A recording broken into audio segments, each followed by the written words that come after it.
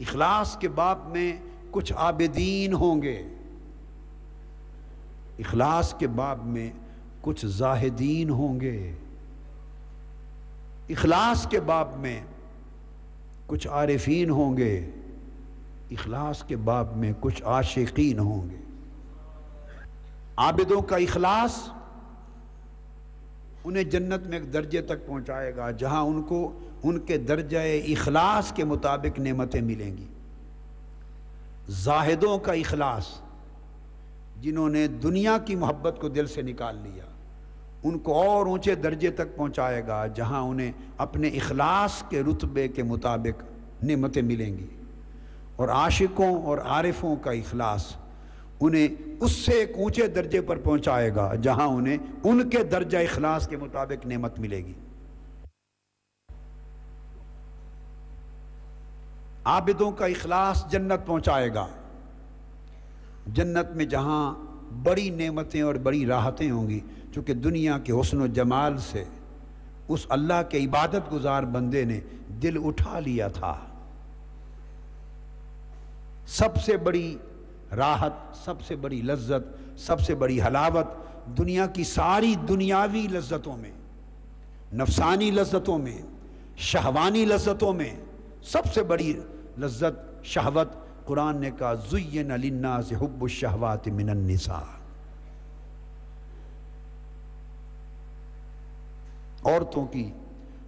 عورتوں کی لذت و شہوت اور اس کی رغبت سب سے بڑا فتنہ، سب سے بڑی رغبت ہے۔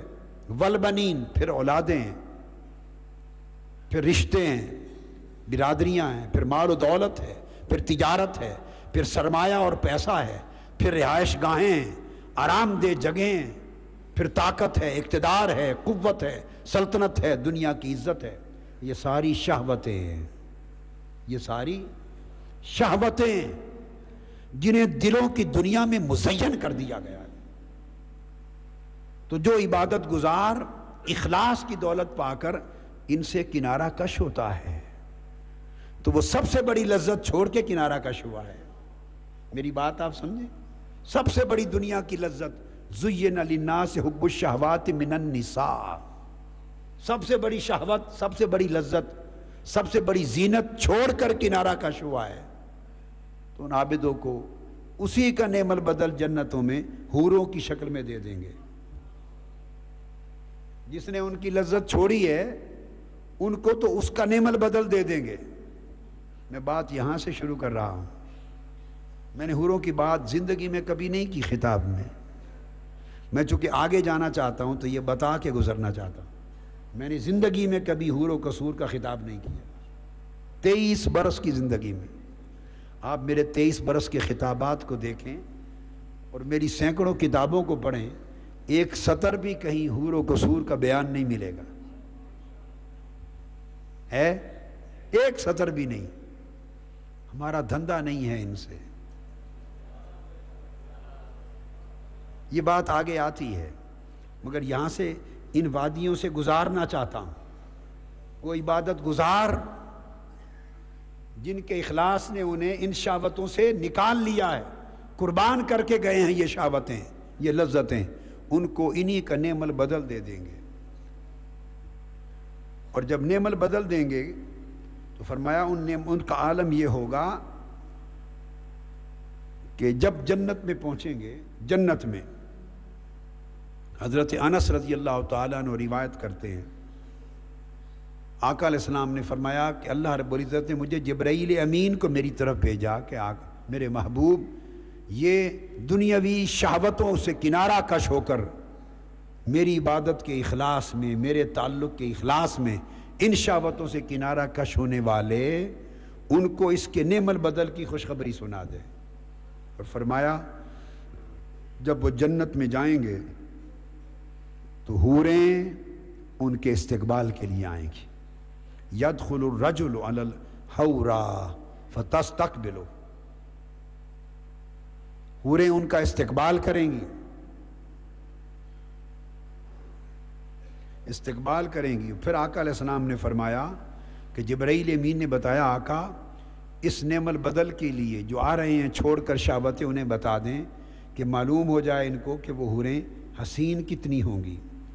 فرمایا عابدوں کی عام جنت میں جو حوریں استقبال کریں گی ان میں سے ایک حور، اس کے چہرے اور اس کے حسن و جمال اور اس کی ضیاء اور روشنی کا عالم یہ ہوگا کہ اس کی روشنی پر سورج اور چاند دونوں کی روشنی ماند پڑ جائے گی۔ وہ چونکہ عالم آخرت ہے، عالم آخرت ہے۔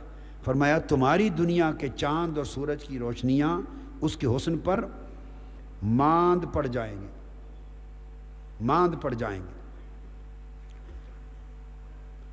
اگر وہ آپ کی دنیا کے 7 سمندروں میں لعاب پھینک دے، لعاب 7 سمندروں میں، تو 7 سمندروں کا پانی شہد سے بڑھ کر میٹھا ہو جائے۔ اگر اس کی ہاتھ کی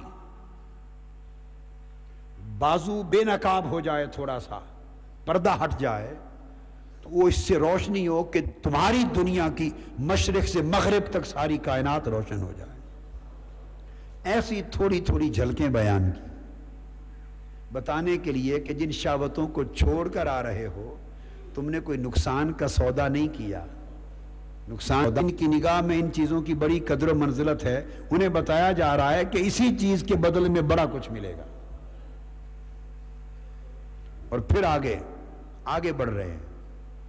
فرمایا میرے حبیب اب ان میں سے بعضوں کو یہ بھی بتا دے کہ کچھ لوگ بیٹھے ہوں گے اور کچھ حوریں آئیں گی، ایک حور آئے گی، فَإِذَا حَوْرَاءُ تُنَادِيهِ یا ولی اللہ۔ کچھ بیٹھے ہوں گے، وہ کہیں گی یا ولی اللہ، کہیں گی اے اللہ کے ولی۔ کچھ تو یہ ہے نا جو اس چاہت میں گئے تھے، اور کچھ وہ ہوں گے کہ ان کی چاہت میں حوریں ماری ماری پھرتی ہوں گی۔ ہائے ہائے۔ کچھ وہ ہوں گے جو گنتی کریں گے کتنی حوریں ملی کتنی ملی، کہ وہ حوروں میں گم ہوں گے۔ کچھ وہ ہوں گے جو حوروں میں گم ہوں گے، ان کا حوریں استقبال کریں گی، استقبال کریں گی، استقبال کریں گی۔ اور کچھ وہ ہوں گے کہ حوریں جن میں گم ہوں گی، وہ مست بیٹھے ہوں گے۔ ایک حور آئے گی کہے گی یا ولی اللہ، اے اللہ کے دوست، مست بیٹھا ہے، بے خود بیٹھا ہے، بے دھیان بیٹھا ہے۔ وہ پوچھے گی اما لنا فیک من دولہ، کیا ہمارا تیری زندگی میں کوئی حصہ کوئی حق نہیں ہے؟ ہماری طرف بھی کوئی دھیان کرے گا یا نہیں؟ آ کر پوچھے گی۔ کافر کی یہ پہچان کہ آفاق میں گم ہے، اور مومن کی یہ پہچان کہ گم اس میں ہے آفاق۔ عابد کی یہ پہچان، اب شعر بن گیا، عابد کی یہ پہچان کہ وہ حور میں گم ہے، وہ حور میں گم ہے، اور زاہد کی یہ پہچان کہ حور اس میں ہے ہلکان، حور اس میں ہے ہلکان، اس کی تلاش میں ہلکان ہلاک ہوئی۔ پھر کہتی ہمارا بھی کوئی حق ہے تیری زندگی میں؟ تو زاہد آنکھ اٹھائے گا اور آنکھ اٹھا کے پوچھے گا من انت یا حاضی، اے تو کون ہے؟ ہائے ہائے۔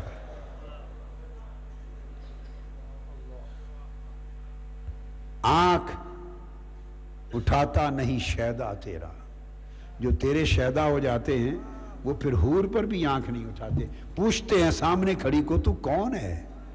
ہائے ہائے۔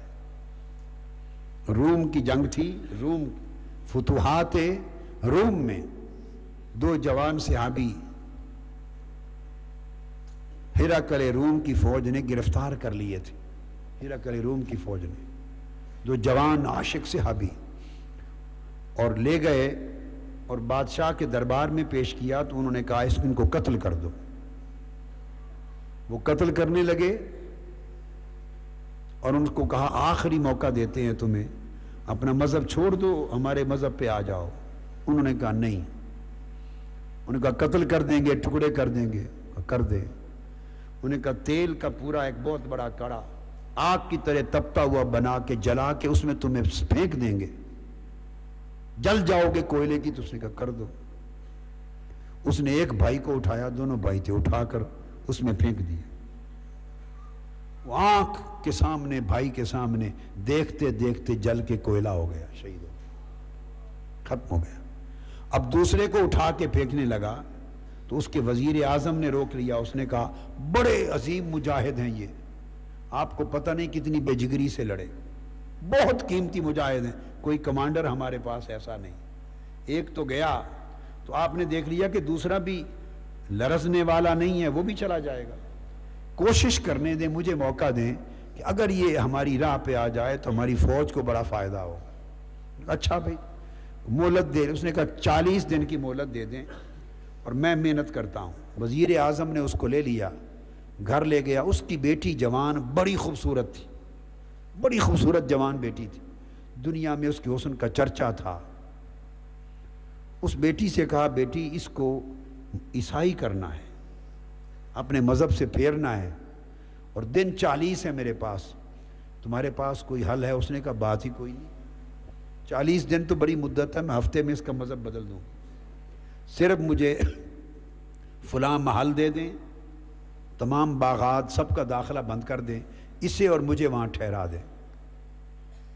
وہ جوان وہاں ٹھہرا دیا گیا اور وزیر اعظم کی وہ دوشیزہ بیٹی وہ وہاں پہنچا دی گئی, طرح طرح کے لباس اور سجنے دھجنے کے سامان کو لے کر, سج دھج کے سامان لے کر وہ پہنچ گئے. پہلا دن ہوا, اس نے سحری کے وقت اٹھ کے روزہ رکھا.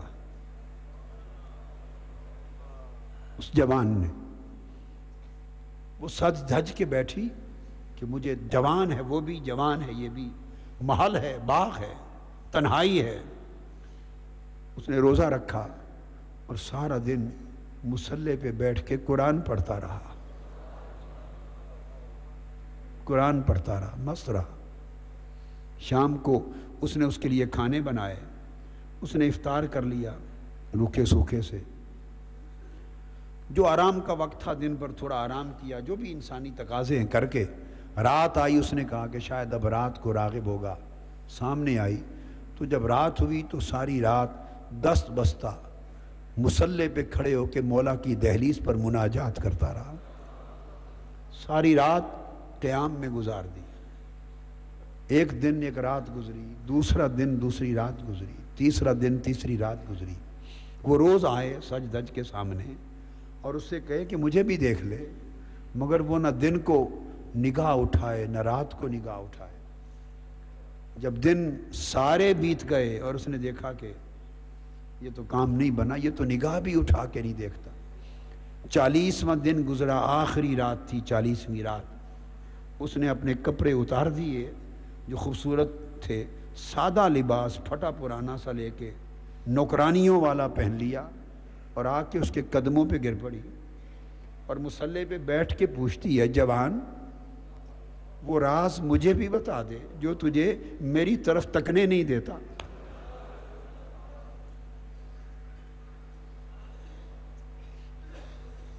کوئی ایسا حسن بھی تیری نگاہوں میں جچا ہوا ہے, سجا ہوا ہے, جو میری طرف تجھے آنکھ اٹھا کے دیکھنا نہیں دیتا, مجھے بتا تو صحیح کیا بات ہے. اس نے آنکھ اٹھائی, اس نے کہا ان آنکھوں میں محمد عربی کا حسن سجا ہے.